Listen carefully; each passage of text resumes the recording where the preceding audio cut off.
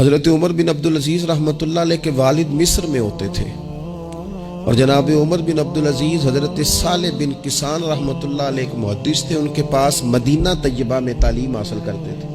تو آپ نے اپنے استاد صاحب کے پیچھے عصر کی نماز پڑھی تو ایک رکعت آپ کی لیٹ تھی، اٹھ کے آپ نے نماز پوری کی تو حضرت صالح بن کسان محدث تھے، عالم تھے، حدیث پاک کو جاننے والے۔ وہ حضرت عمر بن عبدالعزیز سے کہہ رہے ہیں بچپن ہے اور والد مصر میں۔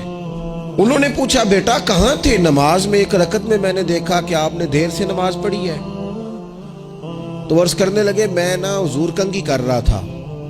بعض بچے آئینے کے سامنے کھڑے رہتے ہیں پھر بڑی بڑی دیر ہی کھڑے رہتے ہیں، کنگھی کر رہا تھا تو ذرا دیر ہو گئی۔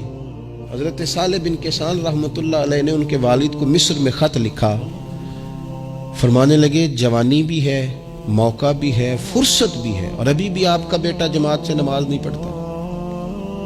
مصر میں خط گیا۔ آج جب میں نے پوچھا ہے تو اس نے کہا میں کنگھی کر رہا تھا۔ اتنے معمولی سے کام کے لیے اس نے تکبیر اولیٰ چھوڑ دی۔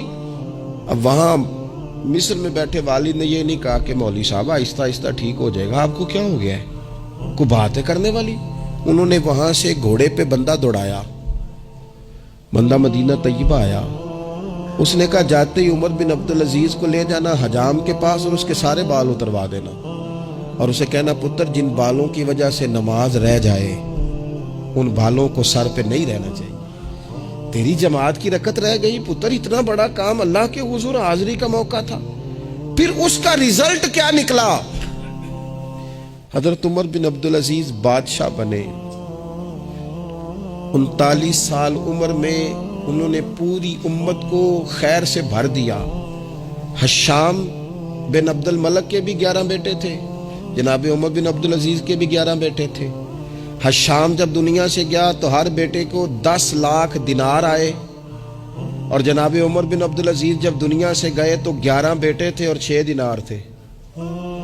اور جاتی دفعہ کہنے لگے پتر اپنے باپ پہ شکوہ نہ کرنا، تمہارا باپ بزدل تھا، 2 رستے تھے، یا تو میں اپنے لیے جہنم کٹھی کرتا اور تمہارے لیے جائیداد بناتا، لیکن میں بزدل تھا، دوزخ سے ڈر گیا، میں جائیداد نہیں بنا سکا، اپنے باپ کو معاف کر دینا۔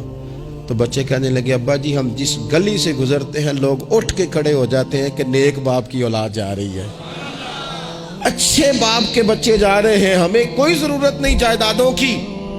وہ شخص جو یہ بیان کرتا ہے نا کہ 6 دینار چھوڑ گئے تھے، وہ کچھ کفن دفن پہ لگ گئے، کچھ اور کسی کام لگ گئے، 6 دینار کل بچے بچوں کے پاس، 11 بیٹوں کے پاس۔ لیکن وہ شخص کہتا ہے وہ جو 10 لاکھ دینار حشام بن عبد الملک کے بچوں کو آئے تھے، وہ مسجدوں کے سامنے بھیک مانگا کرتے تھے، کیونکہ جب بچوں کو بنا اس طرح کا دیا گیا کہ کھانے میں پینے میں موج میں اڑا دیا مال، اور یہ جو 6 دینار 11 بیٹوں کو دے کے گیا، رب نے اتنی برکت دی کہ ایک ایک بیٹا ایک ایک وقت میں 100 گھوڑے مال کے بھرے ہوئے رب کے رستے میں خیرات فرمایا کرتے۔ اصل دولت اولاد ہے، اصل دولت اس کا اخلاق ہے، اصل دولت اولاد کی اخلاقی تربیت ہے۔ ایسا نہ ہو کہ مال کمانے کے چکر میں اصل دولت سے ہاتھ دھو بیٹھے، ایسا نہ ہو کہ بینک پیسوں سے بھر جائے اور ہماری اولاد ہاتھوں سے نکل جائے، ایسا نہ ہو کہ ہم نے یاروں کو ٹائم دے دے کے تو بڑی دور نکل گئے ہم، لیکن ہمارے بچے کے ذہن میں چند سوالات تھے، ہم انہیں مطمئن نہیں کر سکے، ہم نے نوکروں کے ذمہ ڈال دیا، فلانے کے ذمہ ڈال دیا، چچا کے ذمہ ڈال دیا، وقت نہیں دیا، ٹائم نہیں دیا۔